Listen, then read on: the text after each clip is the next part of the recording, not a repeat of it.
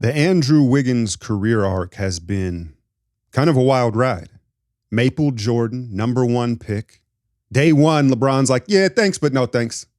You could head out to Minnesota, where for the first couple seasons of his career, he put up what you call empty calorie stats.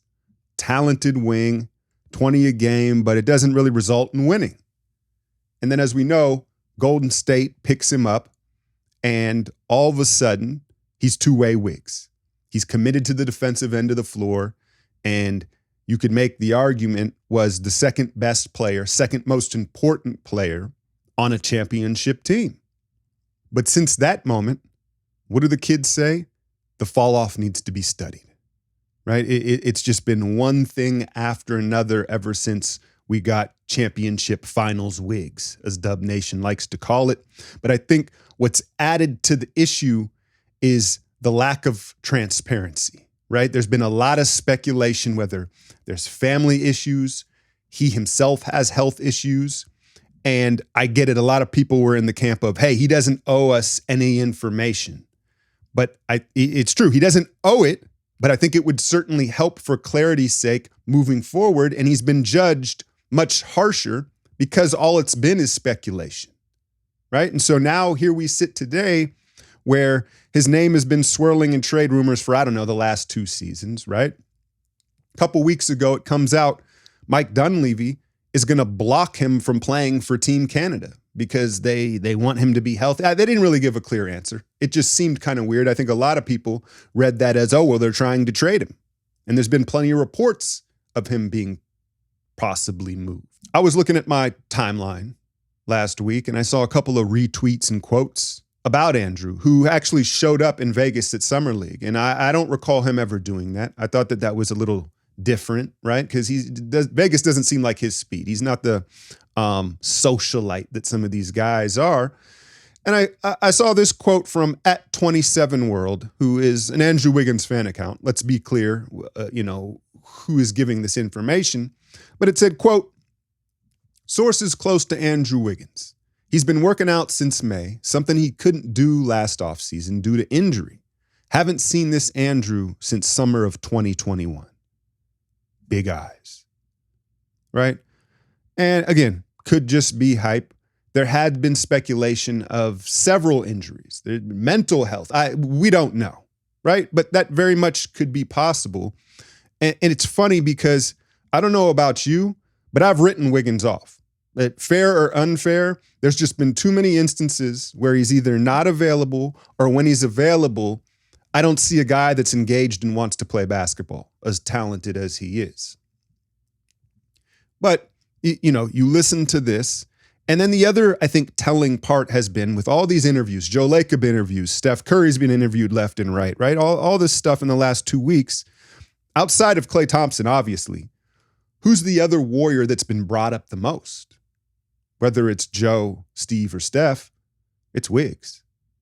It's Wigs, right? And they've all gently suggested, hey, man, if we could get finals Wigs, that changes the equation for us, right? And it leads you to believe that they believe that he could get back to that. And then you look at him on paper and you say, this should be the prime of his career right now. And again, back to his career arc. And I think the interesting thing is he's tasted success. He's already tasted redemption. And you may say, well, okay, now he doesn't care. He's been paid. This is his second or third contract. He has his All-Star game. He's got his NBA Finals championship. He doesn't care anymore. Or you could push back and maybe after the last year and a half or 2 of personal issues, health issues, whatever, just basically getting dragged by the fan base and by NBA Twitter because we don't know what's going on. Maybe that has motivated him, and maybe the taste of success, he wants it again. But that tweet, as unsourced as it is, got me thinking, like, dang, what if he is in the gym, just hungry, right? Looking for revenge. That would certainly change the equation. Let me know how y'all feel about Wigs right now. Because you saw the thumbnail. We all love a comeback story. I think we'd all welcome him back with open arms if we got the guy we thought we were getting when he had his breakout.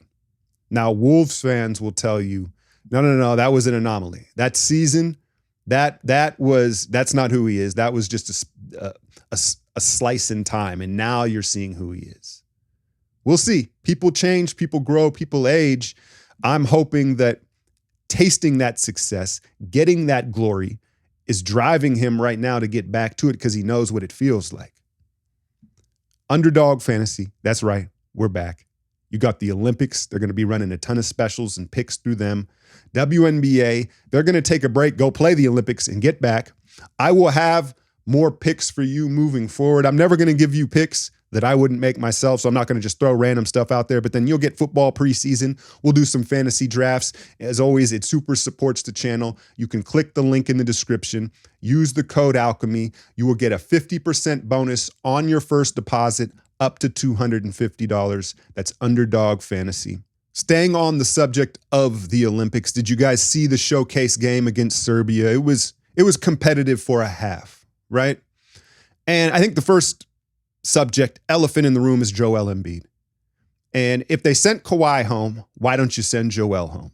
Well, I think what happened was they were courting him so hard to play for this team because of his dual citizenship. Now I think they feel obligated not just to start him, but to feature him. And you're seeing that he's just not ready to play right now. And I don't think the Olympic Games or style of play is doing him any favors. He's not getting the flop calls. He's been the worst player on the team, right?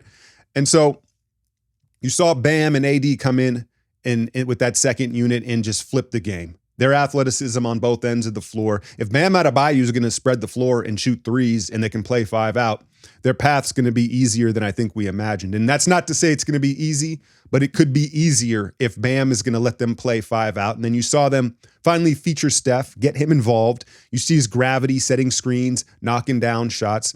A lot of debate about the starting lineups.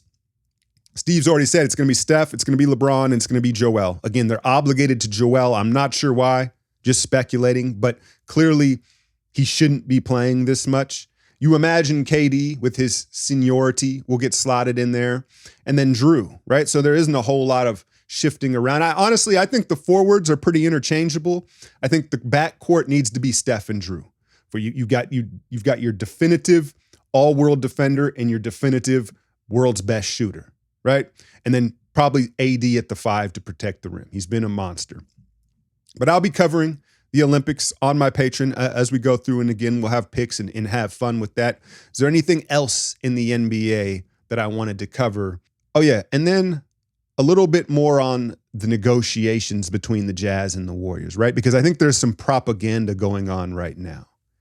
Joe Lacob comes out and he goes, hey, we think Brandon Podziemski's a future all-star. PODZ is feeling himself. You seen him with his own shirt on, dapping up Mayweather? Okay, right? So there's that, right?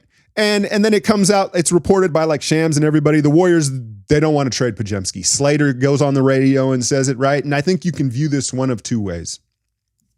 You could view it as the Warriors trying to build the optics on Podziemski's trade value. So Danny Ainge feels like he won the trade, right? If it does go down, and it's like, fine, you know what? We really didn't want to, but we'll give you BP. That almost sounded crazy, didn't it?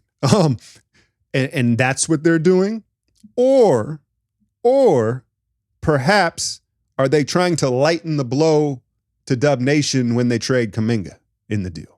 Because then the optics that they're trying to set now is, well, we didn't give up Brandon Podziemski. That's who we wanted to keep. He's the future all-star. We gave up Kuminga. We weren't going to give him up. So I think that's what's going on here with this propaganda.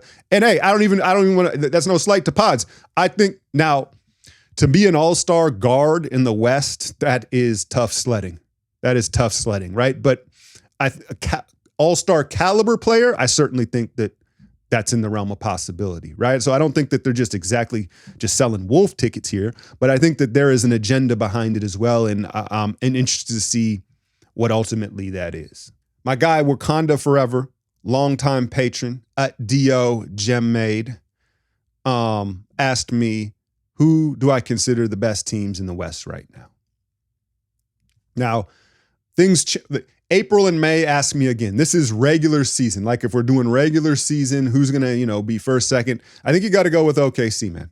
I really think you do. When you look at adding Caruso and Hartenstein, You imagine Caruso starts, it means a little less Lou Dort, which is a good thing. I like Lou Dort, but let's be honest here. Sometimes they get a little too Dort-centric. It's like, bro will take 6 shots in a row. It's like, is that you? Is that really you? So I think Caruso will help alleviate that. You got year 2 Chet. I know it's year 3, but year 2 Chet. I talked a little bit about it in the playoffs with his length and his arms and how big he is with his shot, because I think that's what they're looking for, is a little more offensive growth from Chet from the perimeter. I think the ball gets a little too far out from his body, and then the shot ends up being flat. Like when you go up into your course of your shot, you want to keep it tight and so you can get it up, not out, right? And Chet's shot goes out before it goes up, and so it's flat. If he can work out the mechanics, get more confident from the perimeter. You got year 2 Case and Wallace, right?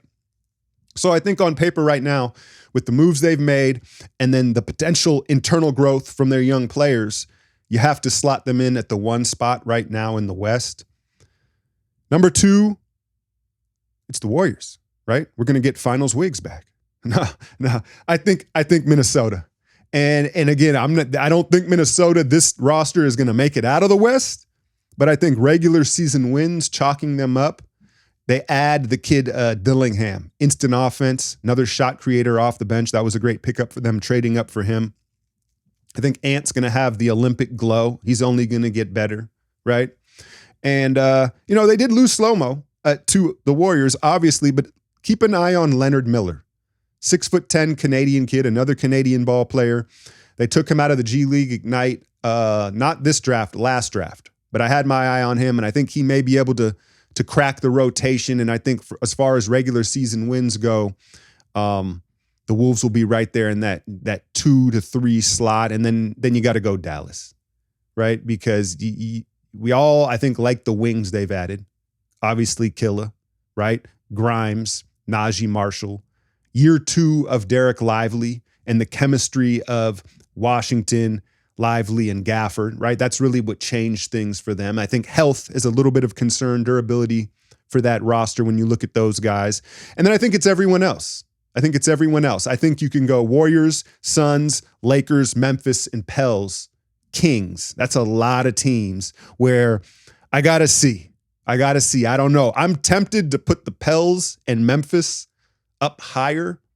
But the Pels, we all know durability issues, but I really like the DeJounte Murray move for them. And then Memphis, I think, is being slept on. Edey will be an interesting piece to add for them with their size. But Ja, you imagine, we talk about Wiggins' redemption and being in the gym working, right? You imagine Ja's going to come out like gangbusters. And I think we've forgotten how good this Memphis team is. But as of right now, that's how I see the West. Niner gang.